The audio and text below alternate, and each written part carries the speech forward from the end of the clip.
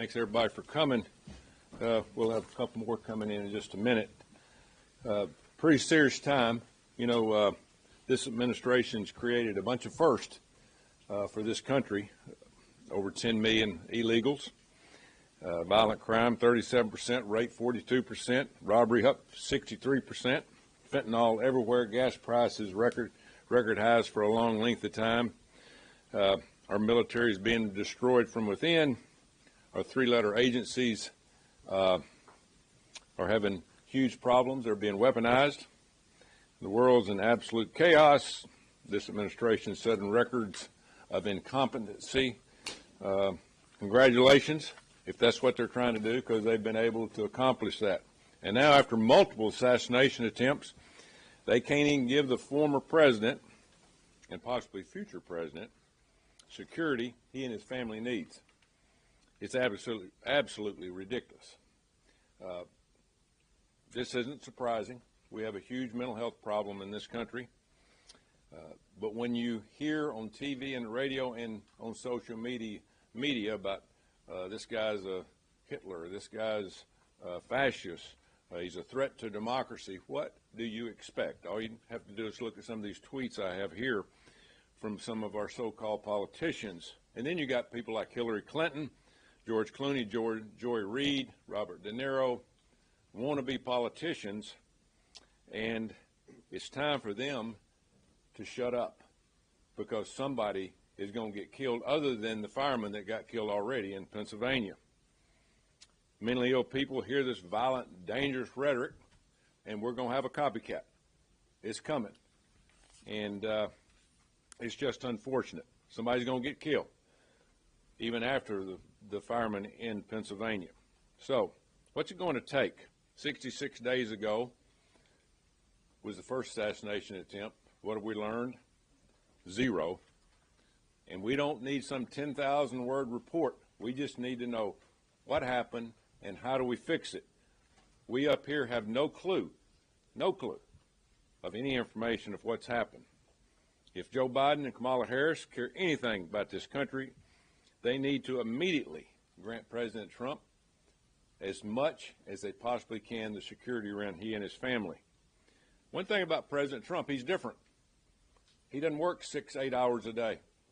He's going to work 14, 16 hours a day. You're not going to stop him from going to outdoor events. He's also going to do more than one event, sometimes 2 to 3 events a day, and you can't do it with just a basic group of Secret Service. It can't happen. You have to, and we have to give him more support, whether it's Rangers, whether it's Navy SEALs, whether it's more DHS. I don't care. We got 48 days, and if we have something disastrous happen in this time frame between now and the election, we know what could happen. We need to take care of this president. Again, he is different. He's actually going to do his job. He's actually going to go out and do his campaigning. He's not going to sit in the basement. He's going to do what he needs to do. Folks, we're in Defcon 1. And up here on the Hill in the last few days, I don't feel that. I don't feel the need for, hey, a sense of urgency. The Secret Service has to lay the law down to the people here in Congress, say, we got to give help. I hear the Secret Service, or the FBI director, or the regional director down in South Florida about, you know, he's not the sitting president. We all know that. But he's had 2 assassination attempts. My God, wake up and smell the roses. We've got to do something. Let's don't wait till it's too late. We are not a third world country, and I guarantee you third world countries give better protection to presidents and former presidents than what we do, and that's a shame.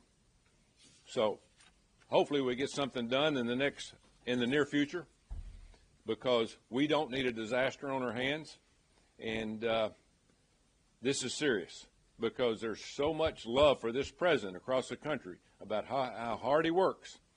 This administration is responsible for protecting him. That's very unusual when you have a former president having to ask the present administration that he's running against for protection.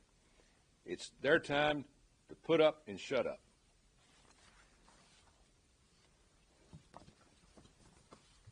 All right, Coach, thanks so much.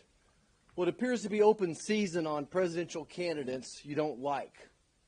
Last week, President Trump warned us on the debate stage about the hatred and lie being spread by the left and the mainstream media, making him a target. Now another attempt has been made on his life. Now, what was the media's response during the debate? They brushed it off. AB said, moving on. Let's move on. Well, folks, we're not moving on. The Republicans in the House and Senate are not moving on. We'll fight until President Trump is protected and people realize the danger of inciting violence through their rhetoric and their irresponsible reporting. Kamala Harris, Joe Biden, and others have repeatedly labeled Trump a threat to democracy, fueling a very dangerous narrative. Now, why wasn't this assassination attempt major news? Why did the major TV stations not break from their regular coverage? If it had been Kamala Harris, would the media have remained silent? America has become a powder keg of political violence, pushed to the edge by media, big tech, and inflammatory campaign ads. And we're now reaping the consequences of Joe Biden and Kamala Harris's lawlessness. Their open borders, their cashless bail, their defund the police policies, and the unchecked riots. So we are calling for immediate action, and that's why we sent a letter today to Director Rowe from the Secret Service. 7 members of the Senate have signed that letter. We're asking him to give Trump the same protection as a sitting president.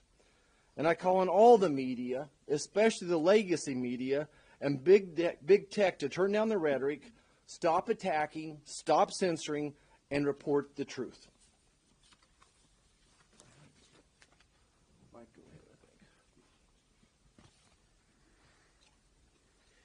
Donald Trump nearly lost his life. This is not the first time it's happened in the last couple months. It's the second time. This was a tragedy that fortunately was forestalled. This gunman, Mr. Ryan Ralph, decided it would be a good idea to hide and wait for him, knowing that he was going to be golfing that day, apparently having been tipped off somehow, hid himself in the bushes. And he had a GoPro and a military-grade weapon ready to be fired.